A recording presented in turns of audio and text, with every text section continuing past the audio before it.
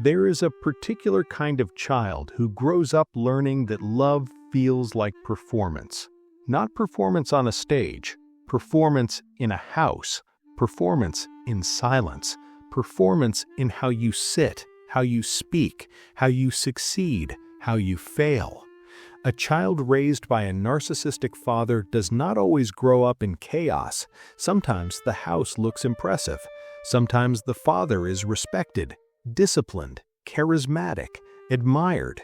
But inside that house, admiration is oxygen, and everything else revolves around it. Imagine a little boy or girl standing in the living room, holding something fragile, not a toy, not a drawing, something much more delicate, a feeling. Maybe they're scared, maybe they're proud, maybe they're hurt. They approach their father, but before they speak, they pause. They study his posture, his tone, his mood. Because in that house, expression is risk, and risk must be calculated. This is where the story begins. A narcissistic father is not defined by occasional ego. He is defined by emotional gravity. The room bends around him. Conversations bend around him. Even emotions bend around him. He may not shout every day. He may not strike. He may not curse. But he must be central. And if he is not central, he feels threatened. Children raised in that atmosphere learn something ancient and dangerous. They learn that attention equals survival, but not their own attention, his attention. If he is pleased, the house is calm. If he is irritated, the house tightens. If he is disappointed, the air becomes heavy. So the child's nervous system evolves for one purpose: monitoring. Hypervigilance becomes instinct. The amygdala stays alert. The prefrontal cortex calculates risk before every sentence. The body learns to anticipate mood shifts before they happen, because unpredictability is not theoretical, it is embodied. Carl Jung once said that the greatest burden a child must bear is the unlived life of the parent. A narcissistic father often projects his unlived life onto his child, his ambitions, his failures, his insecurity.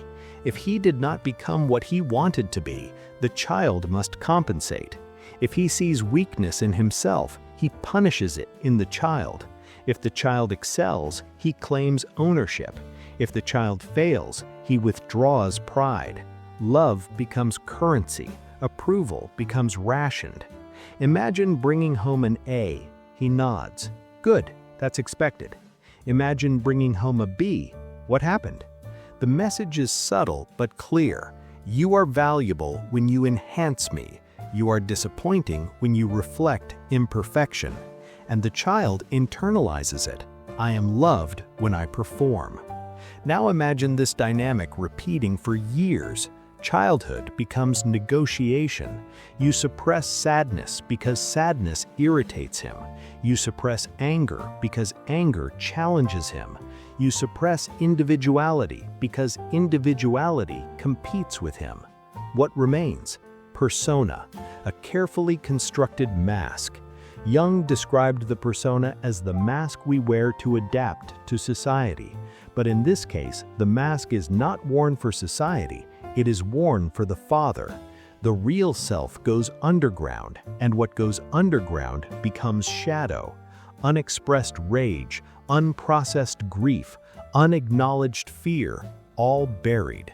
Now fast forward. The child is grown. They walk into adulthood with impressive discipline, often high-achieving, strategic, emotionally perceptive, because survival sharpened them. But beneath competence, there is fracture. They may struggle with chronic self-doubt because the father's voice never fully left. You can do better. That's not enough. Don't embarrass me. The inner critic sounds like him, even when he is not in the room, even when he is gone, even when he is dead. Now imagine a romantic relationship. Someone says, "I'm proud of you." Instead of absorbing it, the adult child feels suspicion. Is it real? Do I deserve it? What do they want from me? because praise once felt conditional or manipulative or strategic. Trust becomes complicated. Authority figures trigger anxiety. Conflict triggers disproportionate fear, not because the present partner is dangerous, but because the nervous system remembers unpredictability. Here is where Machiavellian psychology intersects. Machiavelli understood power as perception. In a narcissistic household, power belongs to the father. He controls narrative. He controls reputation. He may appear generous in public, charming, protective, but at home, criticism flows, dismissal, sarcasm, subtle humiliation. The child learns that truth is not safe if it challenges power, so they adapt. They become diplomatic, strategic, hyper-aware of social hierarchies. But authenticity suffers because authenticity once had consequences. There is another layer. A narcissistic father may compete with his own child, especially if the child begins to shine. If the son becomes strong, the father feels threatened. If the daughter becomes independent, the father feels diminished. Jealousy enters where pride should live, and the child senses it. This creates cognitive dissonance. My success hurts him, so I must shrink, or I must overperform to win his approval. Both are exhausting. Now imagine this child in adulthood at a job. Their boss criticizes them mildly. The reaction is disproportionate. Heart racing, sweaty palms, mind spiraling, because criticism is not just feedback, it echoes childhood instability. Shame floods instantly, and shame is identity-level pain. A narcissistic father often shames instead of teaches. You're weak, you're dramatic, you're ungrateful. Those statements burrow deep. The child grows into someone who fears being too much, too emotional, too ambitious, too needy, too independent. So they oscillate, people-pleasing, then sudden rebellion, silence, then explosive anger, because suppressed shadow eventually demands expression. Let's go even deeper. A child raised by a narcissistic father often struggles with boundaries because boundaries were not respected. Privacy was invaded. Feelings were minimized, opinions were corrected. So as adults, they either tolerate too much or enforce boundaries harshly. Moderation feels foreign. Intimacy feels confusing because closeness once meant control. Now here is something few people talk about. There is grief. Grief for the father you wanted. The one who could validate without competing, who could protect without dominating, who could guide without humiliating. But narcissistic fathers rarely acknowledge fault, and closure rarely comes from them.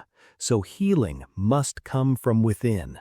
The adult child must separate identity from projection, must say internally, his insecurity was not my responsibility. His ego was not my burden.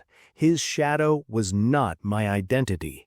That moment is revolutionary because it shifts locus of control from performance to self-definition. Healing is not revenge. It is individuation. It is learning to trust your perception again, to feel anger without guilt, to succeed without shame, to fail without identity collapse, to love without fear of domination. And here is the emotional climax. Imagine standing in front of the man who once controlled the emotional climate of your life. He criticizes, he dismisses, he tries to provoke, and you feel it, the old pull, the old fear. But instead of shrinking, you remain steady. You do not over-explain. You do not explode. You do not collapse. You remain calm, grounded, separate. That moment is not about winning, it is about sovereignty. You are no longer orbiting his ego. You are no longer performing for approval. You are no longer editing yourself for safety. You exist, fully, without negotiation. If this resonates, pause for a second. Do you struggle with trusting authority? Do you feel uncomfortable receiving praise? Do you overwork to avoid criticism? Do you fear becoming like him? Those patterns are not flaws, they are adaptations, and adaptation once saved you. But survival mode cannot be your permanent identity. If this story feels personal, comment below, not for validation, but for awareness, because awareness is the first crack in inherited narrative. And if you want more psychological deep dives like this, exploring shadow work, trauma patterns, power dynamics, attachment wounds, subscribe, because understanding your origin is not about blaming your father forever. It is about reclaiming authorship of your future. A child raised by a narcissist